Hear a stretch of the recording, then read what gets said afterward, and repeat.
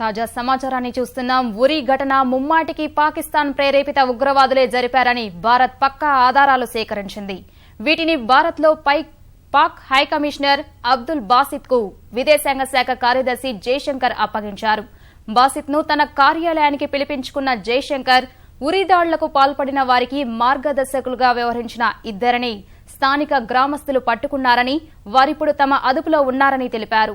ఫైసల్ హుస్సేన్ అవాన్, యాసిన్ ఖుర్షీద్ అనే ఇద్దరు గైడ్ల వివరాలను బాసిత్ కు అందజేసిన విదేశాంగ కార్యదర్శి వారిద్దరూ పాక్ ఆక్రమిత కశ్మీర్ కు చెందిన వారిగా వివరించారు.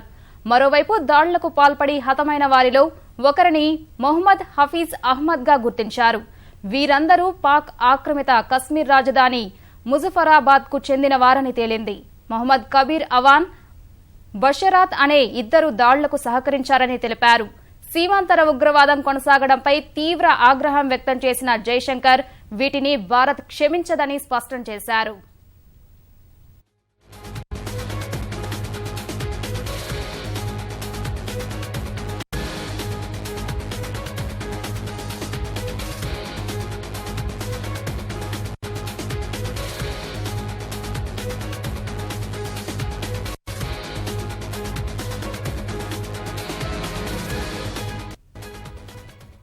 తాజా సమాచారాన్ని చూస్తున్నాం. ఉరి ఘటన ముమ్మాటికి పాకిస్తాన్ ప్రేరేపిత ఉగ్రవాదులే జరిపారని భారత్ పక్కా ఆధారాలు సేకరించింది. వీటిని భారత్లో పాక్ హైకమిషనర్ అబ్దుల్ బాసిత్ కు విదేశాంగ శాఖ కార్యదర్శి జైశంకర్ అప్పగించారు. బాసిత్ ను తన కార్యాలయానికి పిలిపించుకున్న జైశంకర్ ఉరి దాడులకు పాల్పడిన వారికి మార్గదర్శకులుగా వ్యవహరించిన ఇద్దరిని స్థానిక గ్రామస్తులు పట్టుకున్నారని, వారిప్పుడు తమ అదుపులో ఉన్నారని తెలిపారు.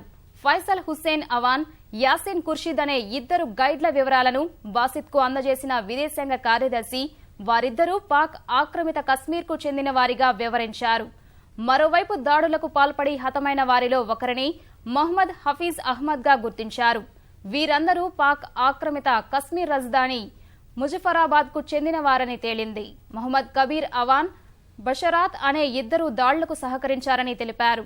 సీమాంతర ఉగ్రవాదం కొనసాగడంపై తీవ్ర ఆగ్రహం వ్యక్తం చేసిన జైశంకర్ వీటిని భారత్ క్షమించదని స్పష్టం చేశారు.